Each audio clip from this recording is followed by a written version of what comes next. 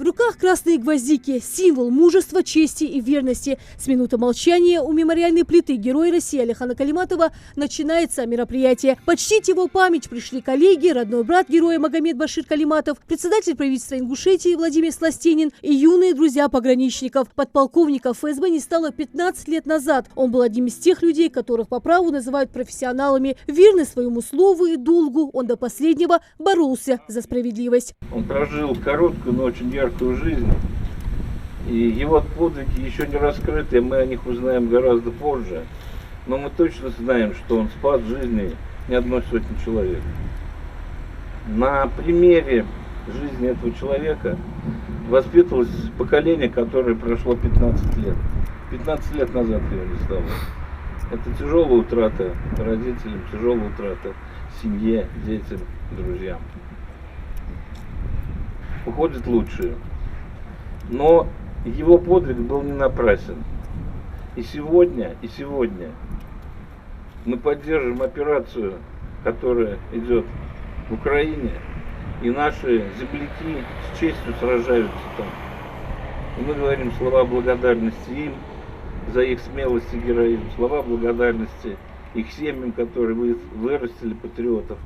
И сегодня у нас присутствуют юные друзья пограничников, которые тоже учатся на примере наших старших братьев. Поэтому светлая память Алихану, мы его помним. Его помнят на Самарской земле. Он закончил госуниверситет. Он отмечен 3 мемориальных доски в городе Самаре и на университете, улица бульвара имени Алихана Калиматова. И в управлении ФСБ по Самарской области тоже у нас 3 почетных доски, посвященных всего 3 героям России. Один из них ингуш, наш земляк с войны. Поэтому вот подрастающему поколению надо брать пример таких людей. Светлая память. К памятной плите, посвященной Герою России, подполковнику ФСБ Алихану Калиматову, несут цветы.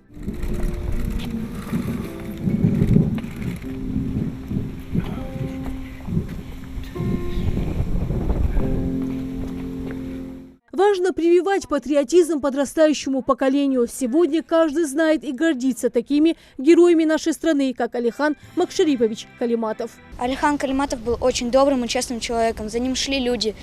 Это гордость, что я присутствовал на этом мероприятии и возложил цветы. На уроках много рассказывают о разных героях, и Алихане Калиматове тоже рассказывают. Я горжусь, что в республике и в стране находится столько героев. Волевой, целеустремленный и справедливый. Именно таким запомнили Алихана Калиматова родные, друзья и сослуживцы. Он отличался исключительной принципиальностью. В самый сложный и ответственный период Алихан Калиматов был командирован на Северный Кавказ. За успешное выполнение специальных заданий он дважды был представлен к награждению Ордена Мужества. Информация, которую получал Алихан Макшарипович в оперативной работе, доводилась до руководства ФСБ России. Сильно было здесь противостояние терроризма. С терроризмом, и на главных направлениях этой борьбы стоял Алихан Макшарипович Калиматов. Он не жалел себя, он активен был, очень инициативен был, принимал много мер, на его счету много спасенных жизней, массовых акций, которые могли быть в нашей республике. О нем только можно сказать самое хорошее. Алихан Макшарипович Калиматов родился 18 апреля 1969 года в станице Орджоникидзевской в большой семье Калиматовых. Он был самым младшим, 7-м ребенком. В 1996 году Алихан поступает на юридический факультет Самарского государственного университета. Службу в органах безопасности начал в 2000 году в управлении Федеральной службы безопасности по Самарской области. Он был исключительным патриотом, всегда и во всем поступал по совести. 17 сентября 2007 года в районе селения Газиюрт было совершено нападение на подполковника ФСБ Алихана Калиматова. Он погиб от полученных ранений, несовместимых с жизнью. Указом президента России от 4 ноября 2007 года за мужество, героизм и отвагу, проявленную в условиях, сопряженных с опасностью для жизни, и большой вклад в дело обеспечения безопасности нашей страны, Алихану Макшариповичу Калиматову было присвоено звание Героя России посмертно. Мемориальная доска в честь героя Алихана Калиматова открыта и в Самарском государственном университете. В помещении службы по защите конституционного строя и борьбе с терроризмом ФСБ России в Москве. Его именем названы улицы и 4-я Сунжинская школа. Из старого здания учащиеся и весь педагогический коллектив переехали в новое современное общеобразовательное заведение. Сложно, когда человек уходит в юности, а ему было всего 38 лет.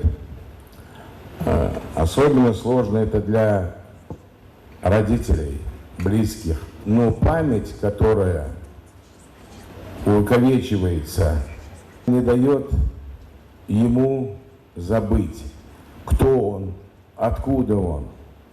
Он наш ингушский, он наш слепцовский, и никогда мы его не забудем. Память о таких мужественных, храбрых и сильных духом людей, как герой России Алихан Макшарипович Калиматов, всегда будет жить в наших сердцах.